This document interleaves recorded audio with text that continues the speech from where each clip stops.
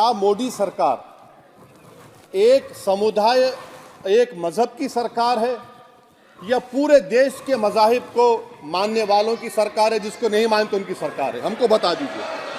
आप इस्लाम के बहुत जानकार हैं, विद्वान हैं वैसे भी अब कानून के। यदि किसी अन्य धर्म के स्थान पर मस्जिद बनाई जाए तो शायद उसको मान्य नहीं किया जाता। अभी एएसआई ने, सुप्रीम कोर्ट ने स्वीकार किया है कि वहां पर राम मंदिर था। तो इस विषय केवल ये है कि वहां पर राम मंदिर ठीक बना कि नहीं बना, वो विषय हो गया। तो कृपया इस पर यदि आप कुछ बोले तो बोलें प्लीज। सर, मैं आपको गलत साबित कर दूंगा सर। और मैंने रुक तो जाइए बड़ी इज्जत के साथ सर, मैं आपकी बड़ी इज्जत करता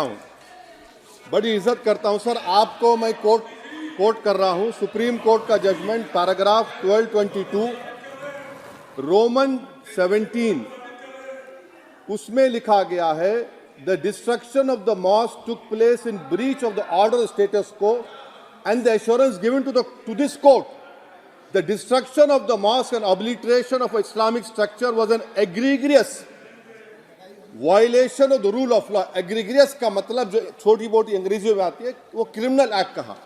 और सर आपने कहा था कि वहां पर मंदिर को तोड़कर बनाया गया। सर मैं आपके सामने ये तमाम चीजें लेकर दूंगा, सुप्रीम कोर्ट के जजमेंट के पैराग्राफ्स हैं जिसमें सुप्रीम कोर्ट ने एएसआई की रिपोर्ट को नकारा। उन्होंने कहा कि मंदिर को तोड़कर मस्जिद नहीं बनाई गई थी। सुप्रीम कोर्ट ने कहा, सुप्रीम कोर्ट ने कहा। अब और मैं रख दूंगा, आप पढ़ लीजिए।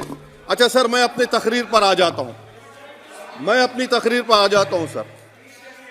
तो मैं अपनी बात कर देता हूं सर। तो मैं ये पूछना चाह रहा हूं कि क्या मोदी सरकार एक समुदाय, एक मजहब की सरकार है या पूरे देश के मजाहिब को मानने वालों की सरकार है? जिसको नहीं मानते उनकी सरकार है? हमको बता दीजिए। क्या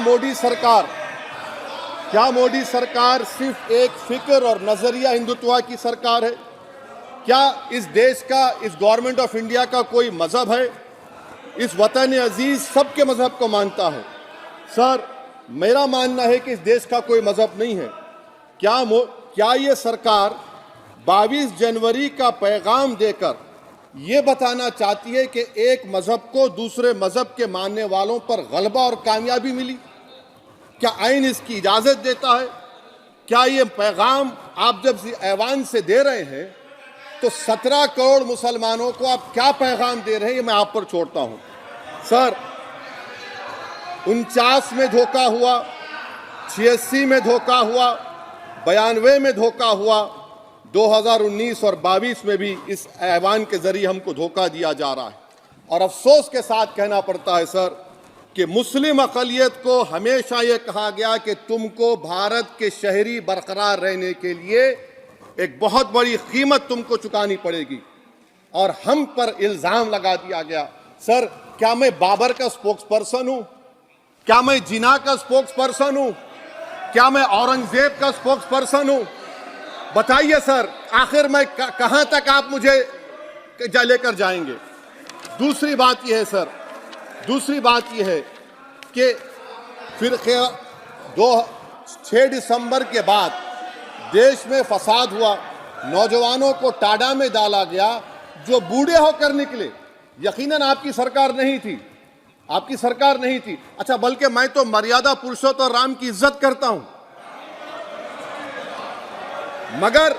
मगर मैं नाथूराम गोडसे से नफरत करता हूं। मेरी नस्लें नफरत करती रहेंगी क्योंकि नाथूराम गोडसे ने उस शख्स को गोली मारी जिसके जबान से आखिरी लफ्ज निकले हे राम।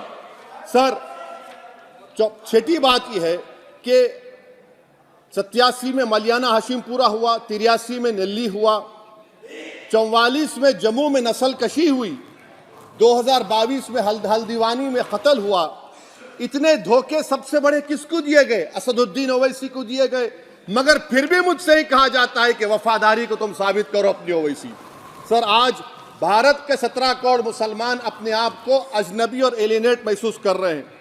मैं बहुत बड़ी नाइंसाफी होती है सर ये कोई तारीखी नाइंसाफी को इंसाफ नहीं किया जा रहा है, स्पीकर बल्कि सर, अंग्रेजी में। स्पीकर सर, केवल एक प्रश्न का जवाब ओवैसी साहब दे दें कि बाबर को वो आक्रमणकारी मानते हैं या नहीं मानते?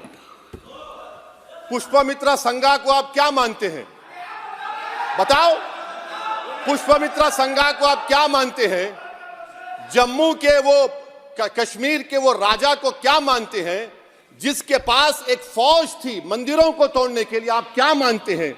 यही तो मैं कह रहा हूं कि निशिकांत दुबे 47 में आजादी मिली असदुद्दीन ओवैसी से बाबर की बात पूछ रहे हैं।